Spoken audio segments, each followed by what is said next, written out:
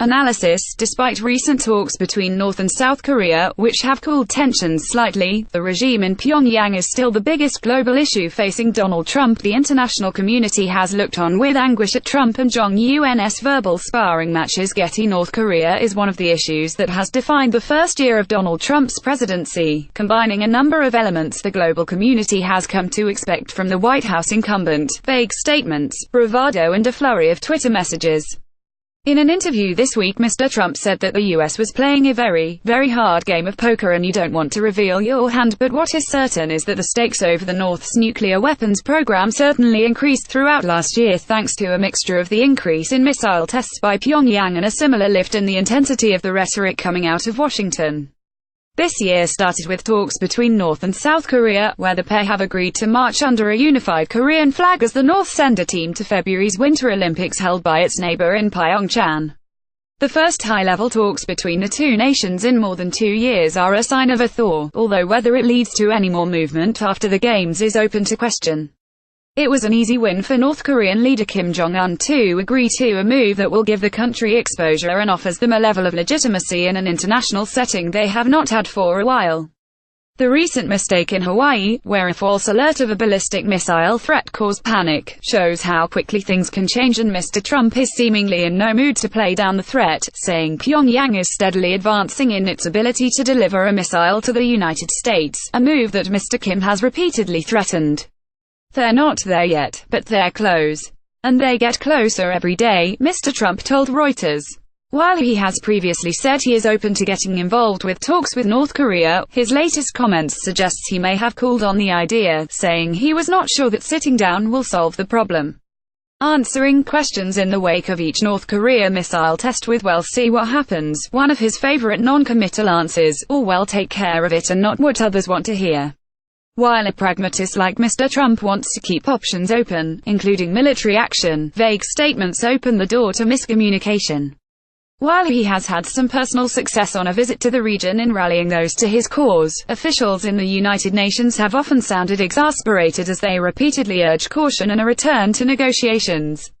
While Mr. Trump has recently toned down the fire and fury rhetoric that he said would be his response to any act of aggression by North Korea, he has refused to rule out a preemptive strike against Pyongyang to show the US is serious in its intentions. This open-ended approach has led to a number of occasions where the Trump administration has not always appeared to be on the same page, despite protests from the White House that all departments are working closely.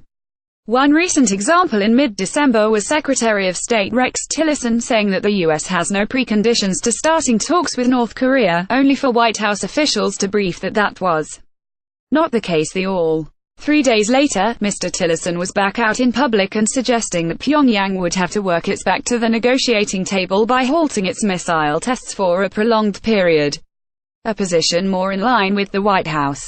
North Korea and South Korea open line of communication. However, recent statements by Mr. Tillerson, talking up the effect of recent sanctions, including those signed off by the UN, have had on North Korea, have shown a line seemingly more consistent with Mr. Trump's, and certainly this is likely where the US will keep applying pressure into Mr. Trump's second year.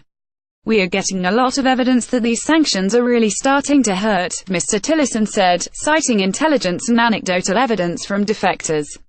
Talking at a Stanford University event in California, Mr. Tillerson added that South Korean President Moon Jae-in had attributed North Korea's recent willingness to talk to the pain caused by the sanctions. Both Mr. Tillerson and Mr. Trump offered cautious praise for China over their efforts to implement sanctions, with Mr. Tillerson saying they have leaned hard on Pyongyang. Both instead turned their attention to Russia, accusing them of not complying with the UN measures, a charge denied by Moscow, according to Russia media. But it is worth noting that Mr. Trump has said Russia is not helping us at all with North Korea, almost the exact language he used against China last year.